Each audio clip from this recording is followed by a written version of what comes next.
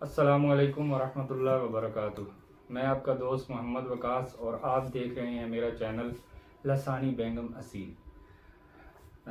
दोस्तों, जो पिछली वीडियो थी उसके बीच में एंड में मैंने आपको बताया था कि अगला टॉपिक जो हमारा होगा वो ये होगा कि चूज़े क्यों लड़ते हैं। थोड़े से बड़े होते हैं चूज़े, जब हम मुर्गी से अलहदा करते हैं तो चूज़े आपस में लड़ना शुरू कर देते हैं। देसी या मिस्री हों तो उनकी तो टेंशन नहीं होती, लेकिन सबसे ज़्यादा ये मसाइल जो हैं वो असील शौक करने वालों को दरपेश हैं और इसका हल बहुत मुश्किल होता है। जब चूज़े लड़ना शुरू हो जाते हैं फिर बहुत ज़्यादा जो है वो कमज़ोर हो जाते हैं और उसके बाद वो जो है ना कंट्रोल से बाहर हो जाते हैं कि बंदा उनको सेट कर सके। तो चूज़े तीन तरह लड़ते हैं, तीन तरह की सिचुएशंस होती हैं, तीन तरह की कंडीशंस होती हैं जिनमें तीन तरह के मुख्तलिफ हमने जो है ना वो हल करने हैं, उनके सोल्यूशन करने हैं।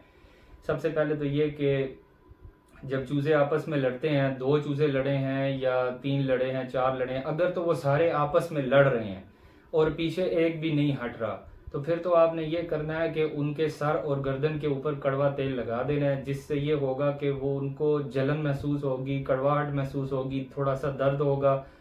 जब भी चूज़ा दूसरे को चूंग मारेगा या उसको काटने की कोशिश करेगा तो उसको दर्द महसूस होगा, वो उससे हटेगा और वो जो चूज़ा मारने वाला होगा वो भी पीछे हटेगा।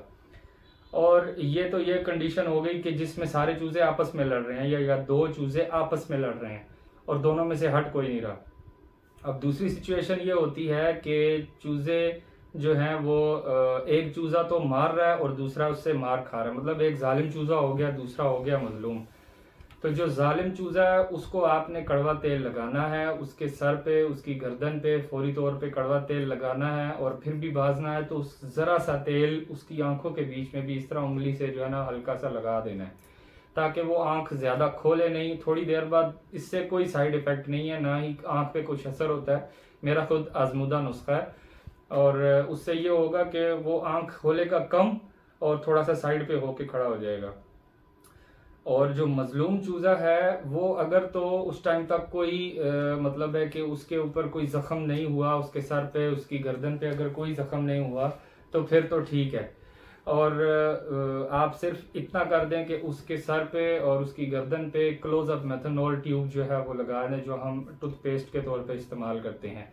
तो उसका जो जायका होता है वो ऐसा होता है कि दूसरा जो मारने वाला चूजा होता है उसको वो जायका बुरा लगता है और वो फिर उसको नहीं मारता। तीसरी कंडीशन ये होती है कि आप थोड़े से लेट पहुंचे हैं, चूज़े को ऑलरेडी ज़ख्म हो गए हैं, मतलब जो चूज़ा मार खा रहा है, जो मजलूम चूज़ा है, उसको सर पे, गर्दन पे ज़ख्म हो गए हैं, खून निकलना शुरू हो गया है। तो जब ज़ख्म हो जाता है, खून निकलना शुरू हो जाता है, तो जिस चूज़े ने नहीं भी मारना होता है या इवन के जो माँ भी होती है, मुर्गी भी होती है, वो भी वो खून देख के तो उस पर मारना शुरू कर देती है। मतलब ये है कि आप थोड़ा सा भी अगर लेट होते हैं तो वो चूजे को मुर्गी और चूजे मिलके मार देते हैं।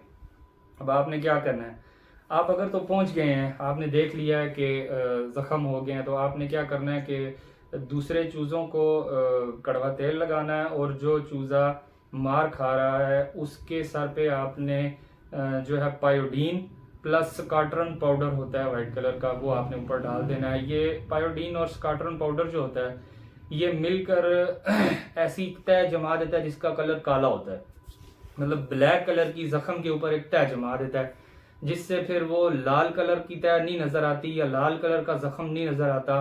तो इस चीज को चूजे और मुर्गी छोड़ देते हैं, मतलब है कि उसकी जगह पर चूंग नहीं मारते।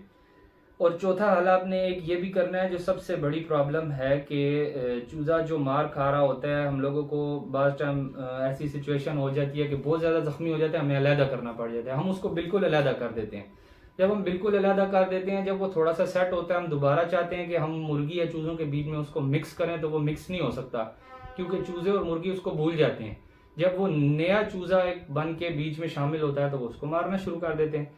अब आपने क्या करना है कि चूजे को जब अलहदा करना है तो एक छोटा पिंजरा लेना है, तीतर वाला पिंजरा हो गया, तोतों वाला पिंजरा हो गया, वो ऐसे करना है कि उसके बीच में उस चूजे को ये पायोडीन वगैरह लगा के ट्रीटमेंट करके तो उन्हीं चूज़ों के बीच में, मुर्गी के बीच में वो पिंजरा रख देना है। इससे ये होगा कि वो चूज़ा उनके लिए जो है वो अलग किस्म का चूज़ा या अलहदा चूज़ा नहीं या नया चूज़ा नहीं कहलाएगा, वो उनका भाई ही रहेगा, उनके बीच में ही रहेगा, उसको उनकी आदत नहीं ख़त्म होगी और उनको इस चूज़े की आदत नहीं ख़त्म होगी। इस तरह चूज़ा जब ठीक हो जाएगा तो वो आसानी से उनके बीच में घुल मिल जाएगा और वो आपस में फिर नहीं लड़ेंगे। तो ये आज का टॉपिक था और सबसे बेहतरीन मालूमात हैं ये इस टाइम की कि चूज़ों को आपने लड़ने से किस तरह बचाना है। और चूज़े असल में लड़ते क्यों हैं? चूज़े इसलिए लड़ते हैं कि चूज़ों के अंदर गर्मी होती है, हम लोग उनको फीड देते हैं। सबसे पहले तो जब माँ होती है तो ज़्यादातर नहीं लड़ते, जब माँ से अलहदा करते हैं तो लड़ पड़ते हैं, लेकिन बाज़ टाइम माँ के होते हुए भी लड़ पड़ते हैं। चूज़े गर्म खून के होते हैं, असील का खून वैसे भी बहुत गर्म होता है, तो इनको आप जो खुराक देते हैं, अगर तो फीड दे रहे हैं तो फीड तो वैसे ही बहुत गर्म होती है। फीड के साथ जो आप पानी दे रहे हैं उसके अंदर आपने इलेक्ट्रोलाइट्स लाजमी मिलाने हैं। जिस तरह पिछली वीडियो में मैंने आपको एक तस्वीर दिखाई थी, पिक्चर दिखाई थी, जिसमें एक पाउडर था जिसमें कैल्शियम, विटामिन, प्रोटीन, मिनरल्स, हर चीज़ जो इलेक्ट्रोलाइट्स मौजूद है, वो अगर आप साथ में डालेंगे तो फिर तो ऐसा होगा कि इनके अंदर की गर्मी मारने होगी और ये बहुत कम लड़ेंगे आपस में। लेकिन अगर ये लड़ पड़ते हैं तो आपको क्या करना चाहिए? आपको पानी के अंदर जो है इलेक्ट्रोलाइट्स मिलाने चाहिए और कुछ ऐसी चीज़ मिलानी चाहिए जो इनको अंदर से ठंडा रखे। सर्दियों में ये ठंडा रखने वाली चीज़ आपने नहीं मिलानी। सर्दियों में सिर्फ आपने पानी रखना है और इलेक्ट्रोलाइट्स रखने हैं। अब ये ठंडी चीज़ क्या है? ये अर्के कासनी है और अर्के मको है। ये बहुत कम, आपने 1 लीटर में आपने सिर्फ जो है ना 1 ढक्कन इन दोनों में से किसी एक का डाल देना। अगर दोनों मौजूद हैं, अर्के मको और अर्के कासनी, ये अगर आपके पास मौजूद हैं तो आधा आधा ढक्कन 1 लीटर पानी के अंदर या 1.5 लीटर पानी के अंदर आप डाल के उनके आगे रखें। उससे सारे जानवर पिएं, सिर्फ चूज़े नहीं।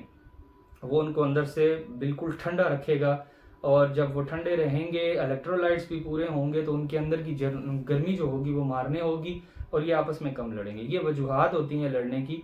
और इसके अलावा भी असील चूज़े वैसे भी गर्म तबीयत के होते हैं और बाज़ तो खून ऐसे होते हैं कि जो बिल्कुल भी लड़ने से जो पैदा होते हैं तो वो लड़ना शुरू कर देते हैं। तो इनकी गर्मी को हम जितना कंट्रोल करेंगे, जितनी इलेक्ट्रोलाइट्स पूरे होंगे, इनके अंदर कैल्शियम, प्रोटीन, हर चीज़ पूरी होगी, ये बहुत कम लड़ेंगे। और जब लड़ पड़ते हैं तो फिर आज की वीडियो मैंने उसके ऊपर आपको बना के बताई है। मेरी वीडियो एंड तक देखा करें, बीच में से आधे में से आप काटेंगे, अगर छोटी करके देखेंगे तो आपको सारी मालूमात नहीं मिल सकेंगी। तो उम्मीद है कि आपको वीडियो पसंद आई होगी। मेरी वीडियो को लाइक करें, शेयर करें, चैनल को सब्सक्राइब करना बिल्कुल ना भूलें। और नेक्स्ट वीडियो में इंशाल्लाह सोकड़े का इलाज आपको बताता हूँ। वो भी काफ़ी दोस्त जो है वो पूछ रहे थे, तो मैंने पिछली वीडियोस में भी कहा था कि सोकड़े का इलाज बताऊंगा, लेकिन फिर कुछ जो है वो दोस्तों की डिमांड थी कि चूज़ों का बताएं। एक तो चूज़े लड़ते बहुत हैं और ग्रोथ नहीं करते, तो मैंने पहले फिर वो वीडियोस बना दी। तो अब मैं आपको नेक्स्ट वीडियो में इंशाल्लाह सोकड़े के इलाज के बारे में बताऊंगा। इंशाल्लाह बहुत ही मुफीद इलाज होगा। तब तक के लिए इजाज़त चाहता हूँ। नेक्स्ट वीडियो में मुलाकात करते हैं। अल्लाह हाफिज़।